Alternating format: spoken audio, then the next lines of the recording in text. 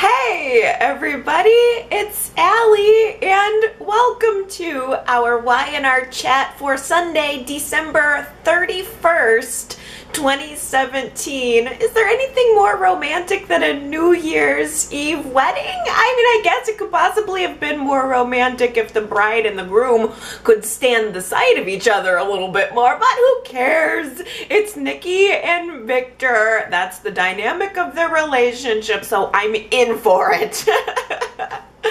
I died a little bit when Victor suggests that just to keep up appearances, the ultimate way to show Paul and Christine that he and Nikki have a real relationship and they are totally not just together for legal purposes would be to get married again. Well, remarried, to get remarried. Well, no, wait, no, to renew their vows, to renew their wedding vows. Yeah, that'll show them. I mean, does anybody else just get the impression at this point in Nikki and Victor's relationship that this is all just foreplay for them? Any time that they have ever been apart, they've never stopped loving each other. They've never stopped desiring each other. And any times that they weren't together, really, if you think about it, is just a layover on the epic journey of their relationship. It never lasts very long. They're never together or apart for very long. I mean, could their reunion have been a little bit more romantic? I'd say, yeah, they had a PR company write parts of their wedding vows. So, I mean, yeah, it definitely could have been a little bit more romantic. As a Nikki and Victor fan, though, I'm fine with it because it was the quickest route possible to the reunion that I wanted. And I really feel that the romance and the growing back closer together, hopefully, fingers crossed, will happen down the road. I think that the fact that there was a New Year's Eve vow renewal was symbolic in a way. It's the end of one era of Nikki and Victor and hopefully the beginning of a new era of Nikki and Victor. I just can only hope that this new era is filled with some sort of a true partnership, some sort of an actual coming together and working together and bonding and having romance that isn't just built around Victor screwing up and having to come up with some lavish event or gift to get Nikki to forgive him. I want to see Nikki and Victor have a real healthy relationship and have less arguing and less betrayal between them, because I think that I've lost track of how many times these two have had to break up and then make up. It would at this point probably take a mathematician to figure that out.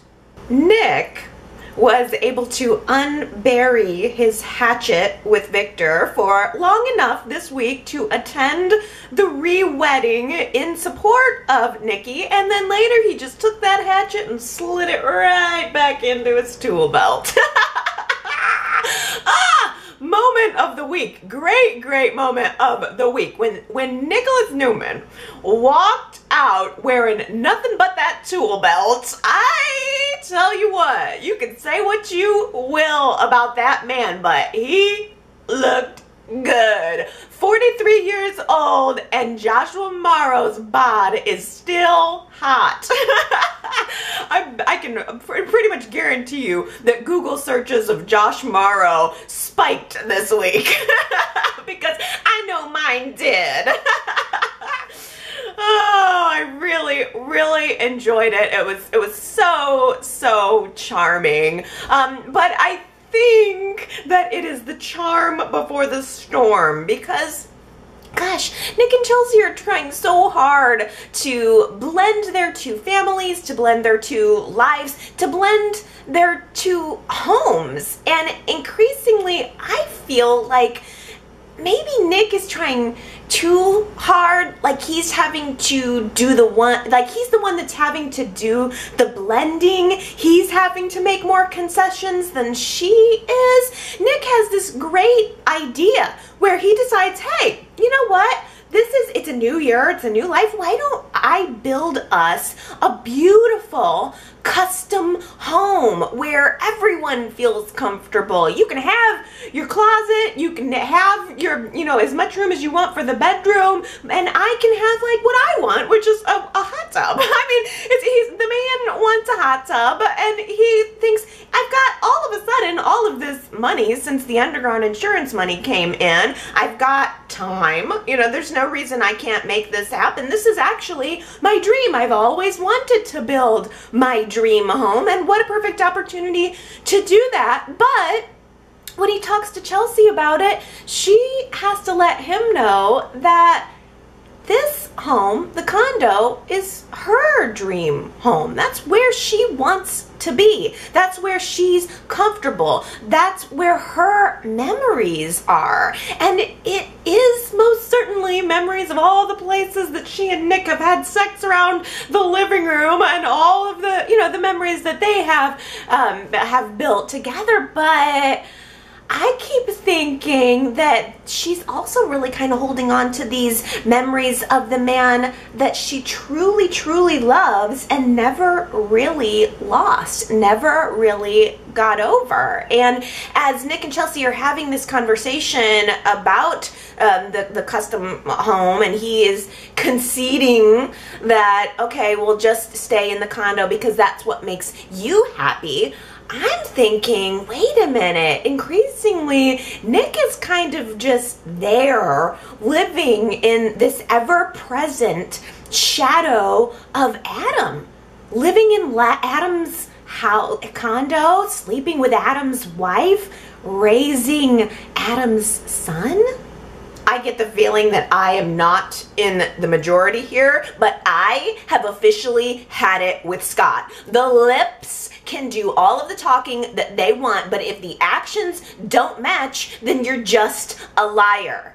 Scott says he wants a life with Sharon. Scott says that things with he and Abby are over, but hardly a week can go by without Abby and Scott getting caught in a stolen kiss. The entire wedding reception, Scott and Abby are looking at each other uncomfortably. There's all of this question in the air, and poor Sharon, I hate even having to say the phrase poor Sharon, because all of this is just making Sharon look like a fool, which is not where I want to see my Sharon. She is in such a stable, good place. She even tries to approach Abby, dragging Scott along behind her to make things less awkward, to force these two to talk and have a friendship. And then, as soon as Sharon turns her back, Abby storms off into the dining room. Who knows, probably knowing that Scott is watching her and following her. I mean, do you think Abby expects Scott to follow her? She does make a point of like storming right by him, and sure enough, Scott sneaks along behind her. Sure enough, they agree to keep things cordial, and sure enough, they both pull each other into another kiss like two magnets. They're like magnetic forces just drawn together. I understand the chemistry, I appreciate the chemistry, but I am dumbfounded by the stupidity. Really? You are going to be kissing in the dining room at a family party where tons of people are standing 10 feet away and they all know you. Okay, maybe you think you're in public, maybe if someone sees you, it's more than likely a stranger, but in that house, in that dining room, someone knows you. Whoever walks in, if someone walks in, knows exactly who you are, knows exactly what the situation is, and is way more likely to go out of their way to bust you. At least this time it wasn't Faith, though. I was glad that Faith did not catch them this time. Oh no, it was Nick the Tool Man Newman. And let me tell you, Nick has got no reason to keep this secret for Scott. He has not liked Scott from pretty much the moment that Scott came back into town. I can see Nick deciding to hesitate a little bit before taking it directly to Sharon, but sooner or later, I think that Nick is gonna tell Sharon, and I, for one, am really looking forward to seeing Scott squirm. Oh no! Our sweet, sensitive, artistic teen crush Reed is turning into a bad boy rebel before our very eyes. Oh, Reed. I empathize with him. I think I can put myself in his shoes and understand what he's going through and what he's thinking. He learns about JT and Mac's breakup, and he really, really takes it to heart. If you think about it, Reed is a child of divorced parents, and even after both of his parents divorced each other, each of them went on to have these less than perfect relationships. Both of them have been divorced. JT and Victoria have been divorced from each other and then divorced from other people. And I think that Reed is probably still too young to really understand how relationships in soap operas work. I think that Reed probably thinks that relationships still should be perfect and ideal, and so I'm sure that he perceives Mac and JT's divorce as just another sign that relationships never work out. It probably reinforces some of his worst fears that any relationship never lasts, which is true in soap opera world. So Reed and Maddie and Charlie try to attend a party together, and of course they're thinking it's just a regular get-together, but it is a drinking party where there's beer in a hotel room, and it's unsupervised. I did laugh a little bit because Charlie was more interested in hooking up with the ladies in the room than having the alcohol. That was cute and hilarious, and I really like Charlie's vibe. But Reed he's just in a place where he's looking for an escape, I think. So he takes a few brews for himself, and Maddie is watching her lovely boyfriend grabbing a beer and drinking it down, and she's thinking to herself, where did this personality change come from all of a sudden? She is now taking on the role of not only being his girlfriend, but she's trying to be a good friend to him, trying to make sure that, okay, he is drinking, but the least I can do is make sure that he doesn't try to get into the car and drive. But Reed is not going to be stopped. Reed has this single-minded focus of what he's going to do, and like every drunk who gets behind the wheel, he thinks that he's perfectly fine. So he does. I am so grateful, and just thank goodness that Maddie had enough smarts, enough good sense that she did not get in the car with him, because that would have been an easy decision to make, to get in the car and try to continue to talk with him. I think I just really liked that decision from Maddie. I thought that is a smart girl. That is a good example of what a young lady, a younger lady should be. She had enough of her own mind to make a decision for herself, even if she couldn't stop Reed from making a bad decision. She tells him that if he does get in the car and drive away, she is going to call the police, and he says, if you even think about calling the police, I am never going to speak to you again. That's going to be the end of our relationship, and she does it anyway. Once again, another good example of, someone that you can, that's a good role model to have. I like that vision is being put out there to the young women who are watching the show, that you can do the right thing, whether it's going to make you popular, whether it's going to lose you the guy or the friend or whatever. You can do the right thing, and that's what you need to do. So I thought that was really great, and I think that it really showed how much Maddie cares about Reed. I think Maddie cares enough about Reed to not take any chances with his life. She's making that phone call to the cops to potentially save his life. So she does. She does call the police. And Reed does get pulled over. Reed does get arrested. Victoria and JT have to bail him out, bring him home, lay into him, of course. I was really surprised that Victoria decided to take the angle of, you know, you're a Newman and you should have behavior that is befitting of a Newman. That sounded like such a Victor thing to say. I remember that Victoria and Reed worked so hard on their relationship to get where they are now, and I was surprised that Victoria jumped directly to that instead of sitting down and trying to have a conversation with him about what triggered this. You know, she just went right into business mode as if she was managing a business problem. And JT even tried to, he was trying, I think, his best to, I don't know, diffuse the situation. He has decided that he, of course, is going to need to stay in town to try to help Reed through whatever it is that he's going through. They even called Nikki to come down and have a talk with Reed. I think that was the worst punishment of all. Reed is getting this half-buzzed, hungover lecture from Grandma. And I could not help but feel just a little bit of sympathy for him in that moment alone. But let that be a lesson to you, Y&R chatters. Those are the consequences of drinking and driving. Happy Thanksgiving, everyone!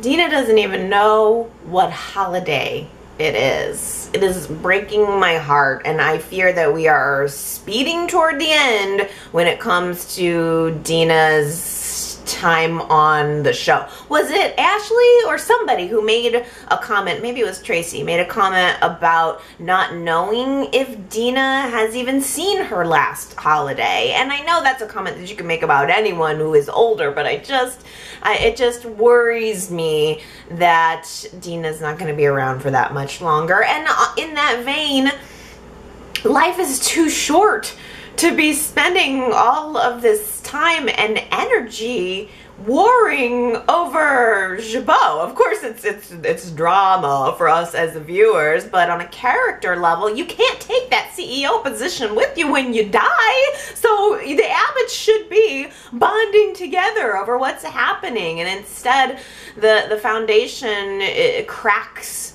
are just becoming deeper and deeper.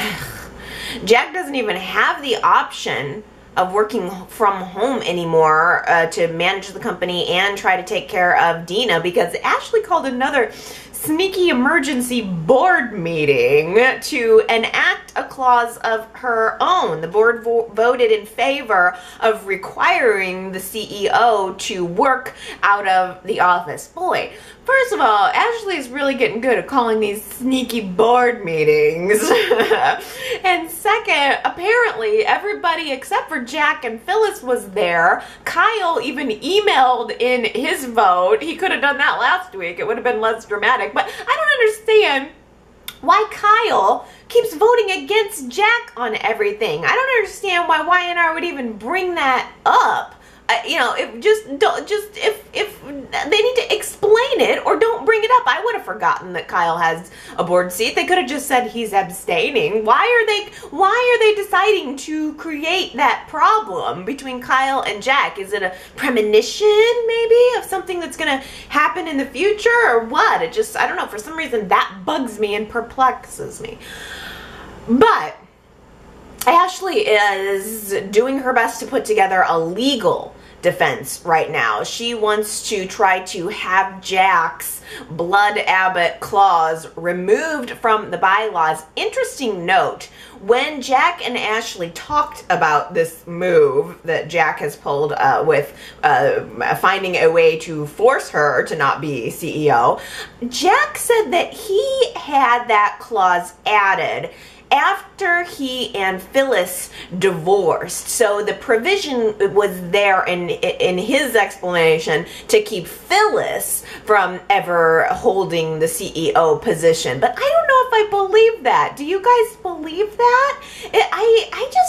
I see this as Jack having pulled this intentionally to make sure that Ashley was not going to attempt to de-seat him. What made him think that Phyllis was a threat after the divorce to his position at the company? I just think, gosh, it's an awful sneaky measure to go to when you're going to turn around in a year later and give Phyllis a board seat because you know she's going to vote with you. So I don't know. Something about that seemed still a little fishy to me. But in the meantime, Ashley is meeting with her attorneys, and Jack is still de-seated as CEO. So Jabot technically has no CEO right now. It's the Wild West. So Jack is still an employee of the company and a board member. I guess they can't kick him out entirely. So he's trying to buy Chancellor Industries. I think he should have so much more to focus on right now other than that, but he is really trying to purchase Chancellor, and he almost pulled it off. He agreed to pay Jill an egregious amount of money that she wasn't even expecting to get for Chancellor, just so that he could have it. Jill did add a stipulation, by the way, to that potential sale, saying that if Jabot were to acquire Chancellor, Kane is part of the deal. He has to still come on and be a part of the company. And Jack even said, all right, fine, I'll do that, and I'll throw in a board seat. Jack's throwing in a board seats here like it's a fire sale or something, like it's the freebie that you get when you come to work at Jabot. So the problem is, though, Jack completely forgot to mention that he's not CEO, so he doesn't tell Jill that he may or may not even have the authority to go through on this sale. Billy is the one that mentions it to Jill when they're talking, that Jack doesn't really have the CEO power right now, and so Jill sends Billy to Jack to deliver a message that Jill is rescinding her offer. I find that hard to believe, though. I still think that this deal is going to go through. I don't know, I kind of would prefer Chancellor to be its own entity, but I just think all of the wheels are in motion for that acquisition to still happen. I think Jack's going to find a way to talk himself out of this, even if he's not the CEO. I don't know, am I the only one who's still kind of waiting around for Billy to have his shot at the CEO chair? Kane's new baby, Sam, is home from the hospital, and things are going really well for Kane overall. There's just one thing missing from his life, and that's Lily, his wife. Jill sees that, and so Jill comes up with a mission to reunite Lily and Kane. It was kind of a continuation of the mission to reunite Lily and Kane from Christmas, but now Jill is telling Lily and Kane that she's going to have a big New Year's Eve bash. She wants them both there. The only problem is it's a big party for two. They're secretly the only two that are going to be invited. It was very funny to see Jill trying to pull that off. It was very funny to see Jill trying to make sure that Hillary didn't spoil the whole thing. Hillary is always at the mansion now, hanging around the baby, and Kane invites her to this big party that he thinks Jill's having, and Jill is having none of it at all. She finds a way to isolate Hillary, tell her what the real plan is, pretty much says, here's your coat, don't let the door hit ya on the way out. That was very funny. And the plan almost goes off without a hitch. Jill invites Lily, Kane. Neither of them are the wiser until they're the wiser. Lily looked beautiful in that dress when she walked through the door, black and gold, just gorgeous. She just sparkled. Kane looked very dapper. This is a couple that I think looks nice together, and I was hoping for the best for them. They seemed to be having a good time. They had champagne. They had a nice dinner, but then it ends with this awkward almost kiss as the clock strikes down to midnight. I wonder if that kiss would have ended up happening if it weren't for the cloud of Hillary that seemed to have been still hanging over their conversation and their evening. I don't understand why Lily is so intimidated by Hillary all of a sudden. Lily has always had kind of this better than you attitude toward Hillary, and all of a sudden she seems to think that just because Hillary wants Kane, she thinks that Hillary wants Kane, and if Hillary wants Kane, then she's just gonna get him. I don't understand what changed in her mind. I don't know.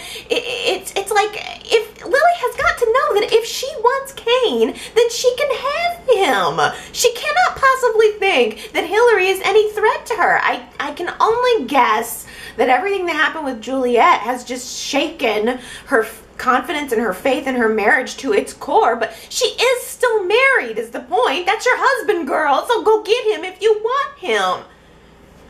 Hillary and Devon are destined to get back together anyway, and we all know it. I was disappointed, though. I don't know if I was the only one, but I was disappointed that Hillary and Devon did not end in a midnight countdown kiss. I laughed at Hillary and Devon ending up at the athletic club bar together and just chatting, and he is asking about the new man in her life, wondering if she's into Kane, and she says, I don't want Kane, but there is a new man in my life, and he's got a great smile and his eyes. Oh, she's just gushing about this new man in her life, and she says, yeah, it turns out though he wears a diaper. Did you see how uncomfortable Devon got during that, though? I mean, like, he didn't want to hear about Hillary being happy with somebody new. But they were sitting there as the countdown happened to midnight, and it was like, I was just confused. The countdown's going on. Like Devon all of a sudden just says Happy New Year and walks away from Hillary with 3 seconds left on the clock. I was like, where are you going, Devon? Where are you going? I guess that Devon was just trying to avoid the awkward almost kiss like the one that Lily and Kane had. I guess that maybe it's better that he just left it lingering rather than to risk that. In fact, it's kind of brilliant in that way, though. It's kind of Hillary and Devon, the ultimate tease. What do you guys think of our Christmas episode? It was a different format. We had, I think it was 3 or 4 different vignettes. They were all very good. I enjoyed Hillary's Annie's Christmas list, the letter that she wrote to Santa all those years ago, coming back to her. I enjoyed Sharon and Mariah shopping to find the perfect gift for one another, and ultimately the perfect gift being just some togetherness, just talking, and ending with Mariah actually, you know, calling Sharon Mom, which is something we've talked about quite a bit over the course of their relationship. Billy and Phyllis were very cute and sexy. I liked that addition, but I really think my favorite was Nikki getting a visit from Catherine, question mark? Nikki meets this homeless woman who her name is Kathy.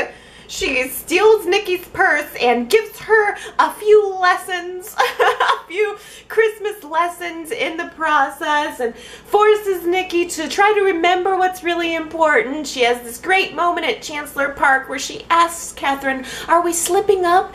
Are we forgetting the things that you told us in your final letters? You know, was this you coming to me? I mean, Sharon didn't even see the homeless woman when they were at the coffee house, so this was all a figment of Nikki's imagination, possibly. I thought that was a nice tie-in to have Catherine present in a way. I really also kind of feel that I liked that segment because I think that ghost homeless woman role should have gone to me. I'm can't you just see it? I'm watching that scene and I'm thinking, can't you just see me in like that double plaid with a dirty hat on, maybe a little bit of soot on my face? Can't you just see me stealing Nikki's purse? Martha Stewart's got nothing on me. Last week, Sharon was having a conversation with Scott at the athletic club where she was going over her, just how great she was at Christmasing. And she said, yeah, Martha Stewart's got nothing on me. That only 4 people guessed that was Sharon. So I got to give congratulations to Bonnie, Justin, Henry, and Sandra. You guys all got it right. I've got a new one for you this week. Our quote of the week is, devious is my specialty. Devious is my specialty. Do you think you know who said it? If you do, then go to yrchat.com, get it right, and I will give you your 2018, the first who said it shout outs from 2018. I don't know if the part of the reason why not as many people got the quote right this week is because the stupid website was down again apparently, and I'm really sorry about that because I thought it was fixed. And then it was not fixed, and it's been kind of a pain in the butt, and I feel bad, but I really think it's fixed now.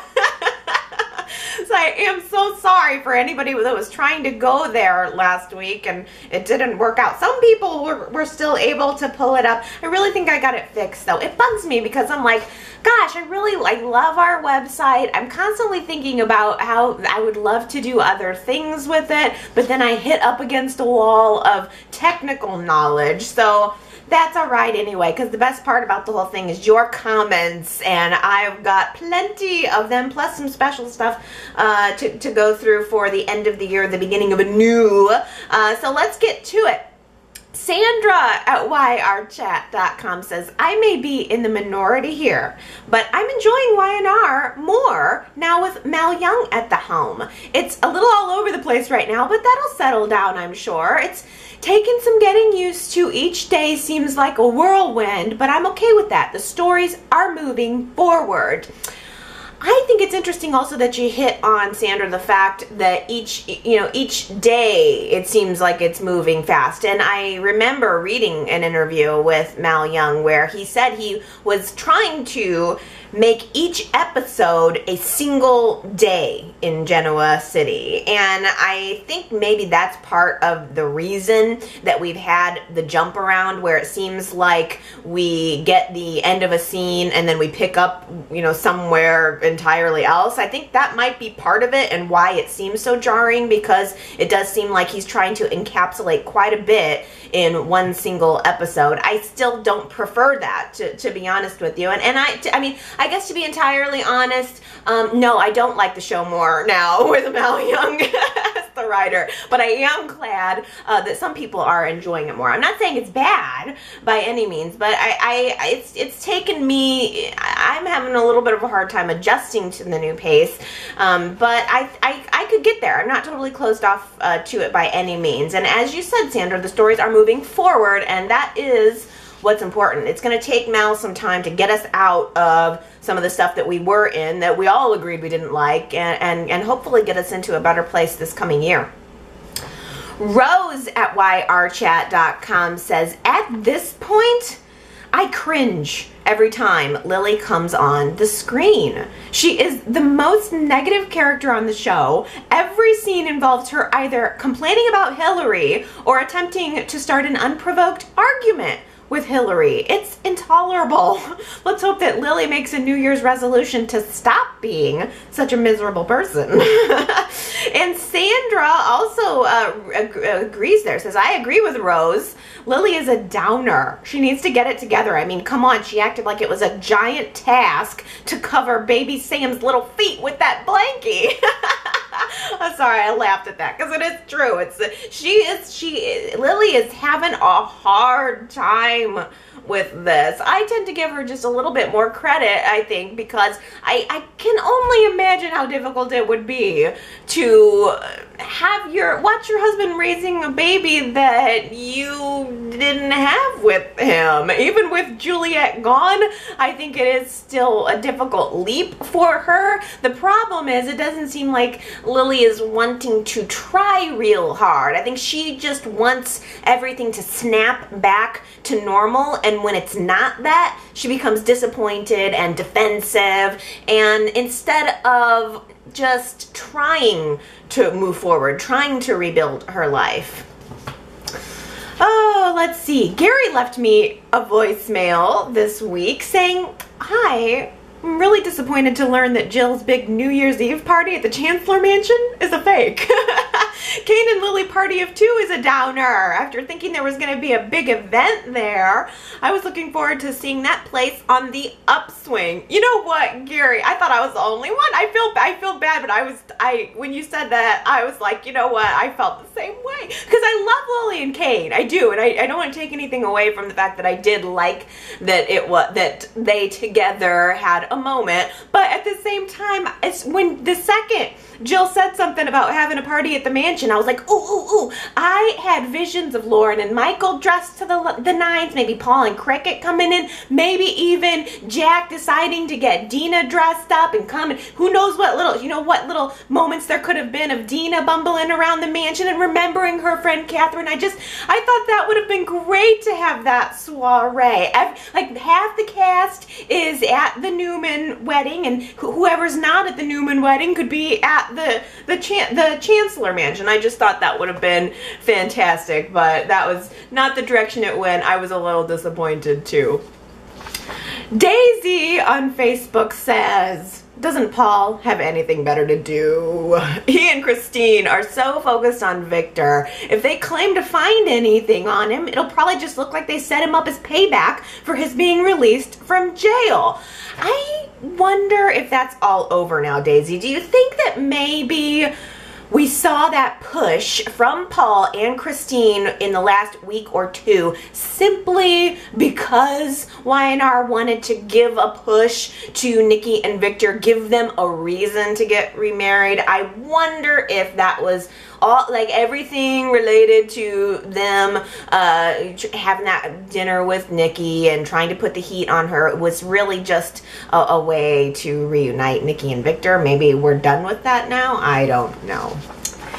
Diana at yrchat.com says, "I'd love to see Paul's dad come back onto the show." I thought that was such an interesting comment, Diana. So I Googled Carl Williams. I do remember him being on the show. I also vaguely remember that he had amnesia. He bumbled off into the abyss, and he was later brought back as a man named Jim Bradley. He had apparently gotten amnesia. Yeah, right. I mean, honestly, like, I probably would have pretended to have amnesia to get away from Mary Williams. Like, I don't want to eat another spare rib and sauerkraut again in my life.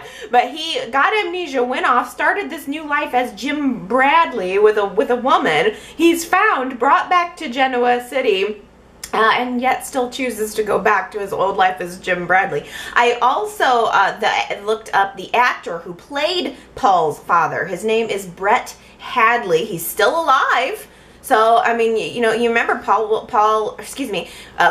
Williams was the police chief before Paul ever was. So it would be an interesting tie-in to see his father come back, and maybe they could team up. You never know. Like, who is Y&R gonna cast or recast or bring back or get rid of in 2018? It'll be interesting to see where we are next year at this time.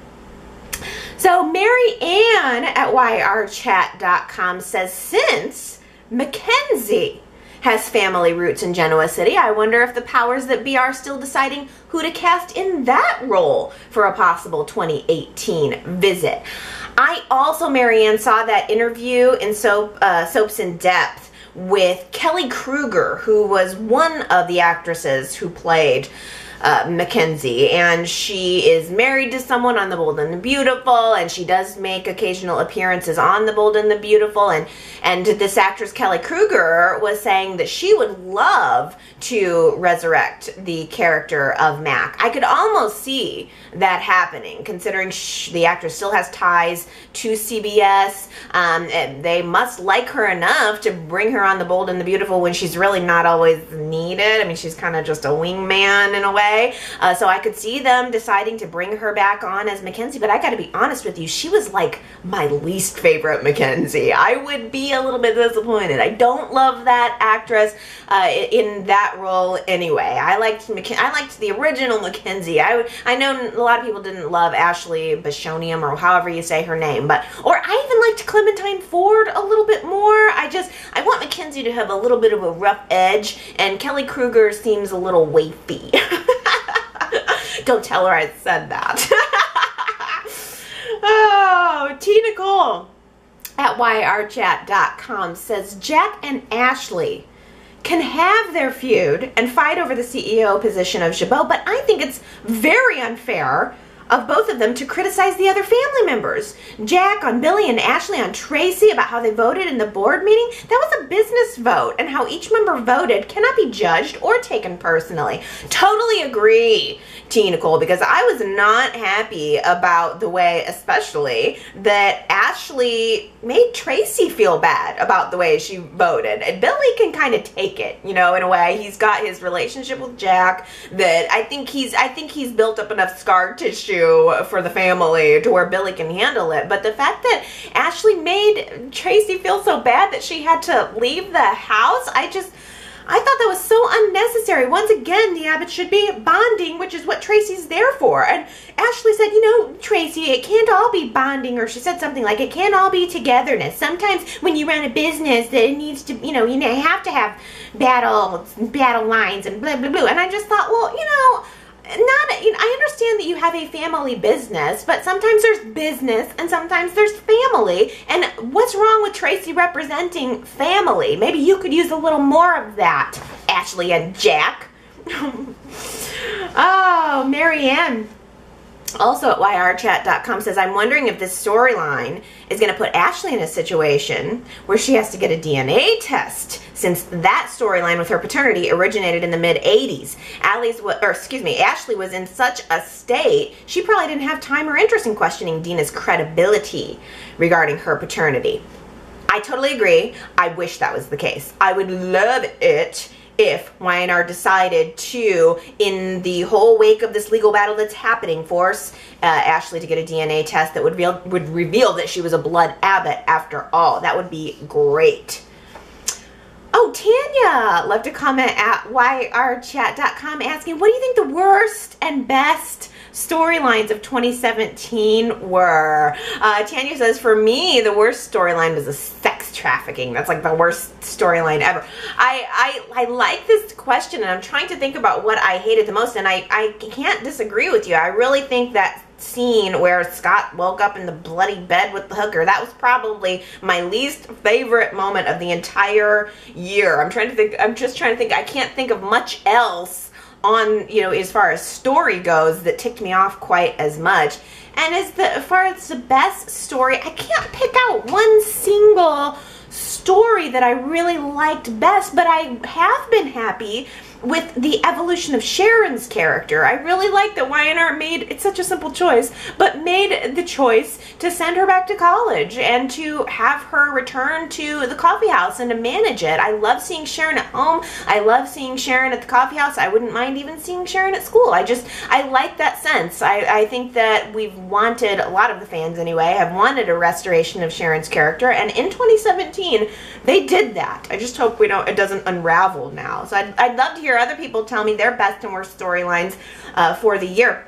The hard part is remembering where we were a year ago. So I thought that I would give you guys a little bit of a summary of where we were last year at this time, the week of December 26th to 30th, 2016. I went back to our Y&R chat and tried to summarize where we were this week 1 year ago. We were having a big gala event and auction at the top of the tower. Mariah realizes that Hillary tripped her live on national TV, embarrassed and humiliated her. So Mariah, this week a year ago, got her revenge on Hillary by fudging the teleprompter that Hillary was reading from during a speech and forced Hillary to unwittingly confess to everything. Now, who's in the audience for this? Hillary's husband, Devon. Devon hears what Hillary did, is horrified that his wife would treat Mariah this way. So he pretty much, I mean, that was really kind of the last straw of Devon and Hillary's relationship. He speeds off, do you remember this? In a car that he purchased at this charity auction and takes it up to like 250 miles an hour on the highway and gets in a car crash. We were all at the time predicting how that would end. We thought maybe he'd have amnesia. That didn't last very long. We were predicting that Hillary would become his nurse and they would be reunited. That really didn't happen either. The matchmaking was not a success there. Also, we were trying to make Ravi at the time. It's funny listening back to us trying to speculate on who Y&R might want to pair Ravi with. He was having goo-goo eyes at a couple different people in Genoa City, but he also was still drooling over Ashley. Isn't it so hard to believe that a year ago, pretty much, Ashley and Ravi's relationship was in the same place as it is now. Ravi was drooling over Ashley a year ago. He's drooling over Ashley now. The only problem is he was able to seal the deal, but he was not able to keep the deal. Oh, this is good. Can you believe this? Get ready for this. 1 year ago this week, Reed arrives at Victoria's doorstep with the police behind him. It was exactly 1 year ago that Reed got into trouble with the cops. At the time, we didn't even know what it was all about. We didn't know that he'd run away from home, didn't know any bus ticket, nothing of that. He was just not, showing up at the door. All of a sudden, it's Victoria's young son, Reed, bringing home the cops. And isn't it just ironic that this week, a year later, he is getting in trouble with the law again, coming full circle. Also, a year ago, this is a sad one, but Dylan and Sharon are mourning the loss of Sully. And a year ago, Dylan signs up for a dangerous mission exactly a year ago. I don't think I ever would have guessed. I mean, we were at the time we're thinking Dylan might be recast or he might come back eventually, but I don't think I ever would have guessed that the actor would have just popped up on General Hospital a couple of months later. I'm not very happy with him for that. Maybe they gave him a better deal at GH, or maybe he was happier with those storylines. Who knows? But I'm still mad at him a little bit for saying how great Y&R was. It's just that he didn't want to do this anymore. He wanted to focus on his businesses, and then all of a sudden Steve Burton pops up on General Hospital. This is such a tangent, but I have to tell you, this is terrible. But did you guys know that Steve Burton? I'm pretty sure. I don't think I'm wrong, but I'm pretty sure Steve Burton did a Playgirl spread. I don't think he was totally nude or anything, but Google it. I'll just leave you with that. And I found it. I didn't mean to find it. I was Googling something else, and then that came up, and I was like, oh my, is that really? There's a little way for you to ring in your new year. Just Google Steve Burton Playgirl. We also at YRChat.com, we've looked back. We have looked back on 2017, so I think now it is time to look forward to 2018 in the great tradition of Y&R Chat. I think this is the 4th official year we have made some official predictions on the last Y&R Chat of the year. I had some people who were ready They were jumping the gun. They were wanting to tell me their predictions for 2018. So let's. I have a few new ones to read you. Cheyenne at YRChat.com says, my prediction for 2018 is that Hillary will be pregnant. I think that's probably true. I would not be surprised at all. Superplex at YRChat.com had an interesting theory here saying, I predict that not only will Sharon uncover the fact that Scott is cheating on her, but she will react irrationally, try to run him over with her car. Scott will successfully dodge this attempt on his life, only to witness Sharon steer in the direction of Tessa and strike her instead. God, that twist got me. You got me. If that's how they're gonna write it, I'm in. I think, wow, that was really good. You can read the rest of Superplex's prediction at yrchat.com, and welcome back to you. Justin also at the website says, my prediction for 2018, which is something that I hope, is that Faith Newman will be aged. Well, she wasn't at Nikki and Victor's wedding, and that's a little odd, right? It is probably time, right, to age her. I wouldn't be surprised at all. I think that's probably a prediction that will come true. I love getting your predictions. I really, really want you guys to go to yrchat.com. Leave them there. Just get out your crystal balls. Even if they're more wild, the better. Feel free to use it as a as kind of a dream scenario. Write down some things that maybe even you say that you predict them, but maybe they're like things that you just kind of want to see. And give me some real ones too. Where do you actually think that Y&R is going to take the show in 2018? There's so much potential. The fact that we have a new writer, and who knows. So go to the website, leave me your predictions. You can read my predictions if you would like to. They'll be right there when you sign on. And also in the great Y&R Chat tradition, I'm going to read you the predictions that we had last year. This is why I like to do it, because then we can come back full circle and revisit them. Get them in this year so that in 2019 we're talking about them. And I'll give shout outs to everybody who got them right or said something interesting or close. But my predictions in 2016 for this past year, 2017, I expected that Adam would return to Genoa City. That did not happen. I expected that Chloe would lose custody of Bella. Didn't happen. I expected and predicted that Phyllis and Nick would reunite. Didn't happen. I predicted that Ashley would dethrone Jack as the CEO of Jabot. Kind of almost. She dethroned him. She just didn't exactly take his place yet. I predicted that Lily would take a new job at Brash and Sassy. That came true. I don't know how big of a leap that was, though. That might have been having wheels in motion. I'm not sure. And I also predicted that Devon would lose and regain his fortune in 2017. That didn't happen, but I kind of think it should. I wish that would have happened. If that didn't happen last year, I wish Y&R would put something like that on the burner for this upcoming year. Let's read some of your more interesting predictions. I had a couple people mention, specifically Amanda and Sharita had mentioned that maybe Jack and Hillary would end up together this past year. And it was kind of looking that way at the time. I like that Jack and Hillary ended up in a friendship instead, but I think it's been an interesting little duo.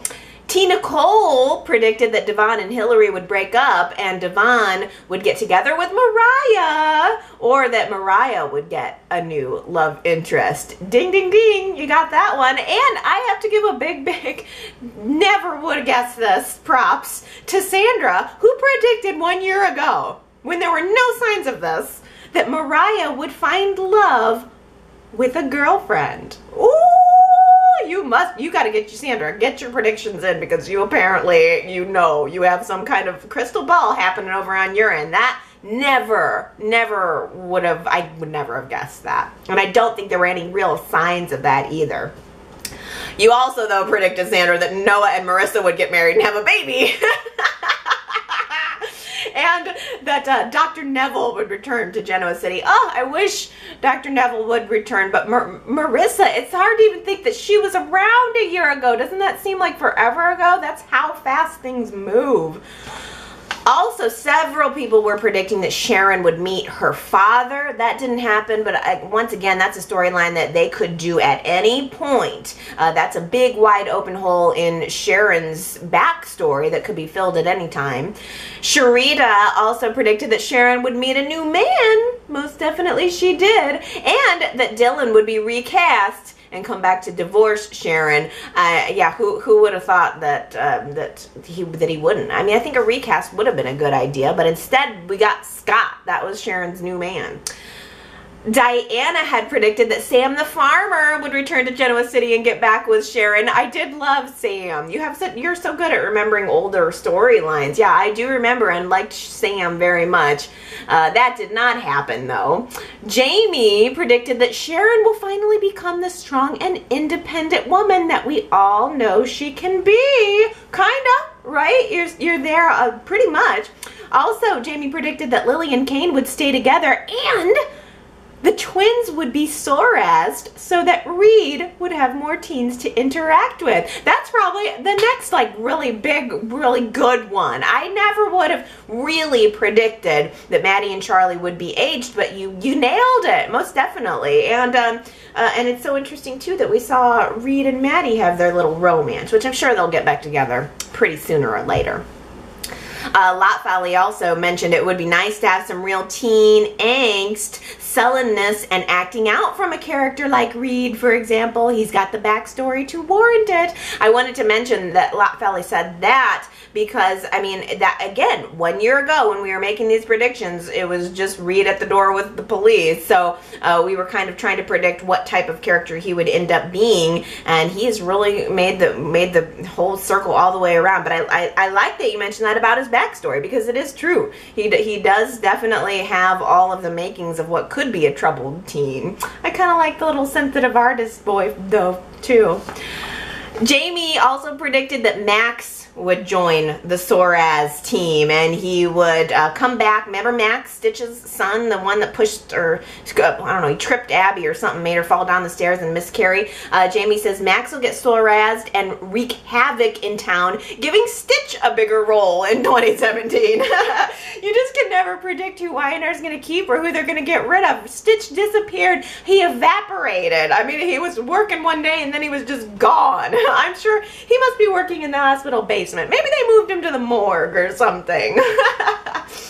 Oh, let's see. Diana predicted that Chloe would go to prison for Adam's murder and that Bella would be raised by Kevin. You know what? Now that I think about it too, I wasn't real happy as far as worst storylines. I remember not being very happy with the way things turned out for Chloe. I didn't like the crazy doctor and the weird like graduation ceremony that he pulled for her. That was a pretty bad storyline too. I don't know what I disliked worse though, that or the sex trafficking. Sex trafficking has recency. I remember it, but boy, I wasn't really happy with how things went down with Chloe.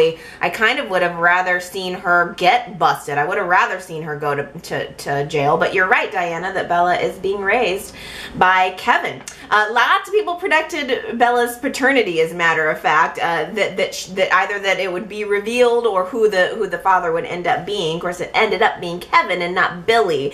But that was definitely a story that was just, I think, starting to peak or just starting to get some hints about that at the new year last year.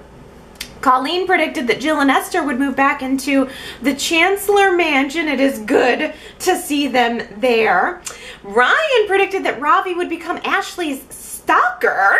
That would have been fun. And Karishima, I said that, Karishima. I hope I got that right. Or Karishma?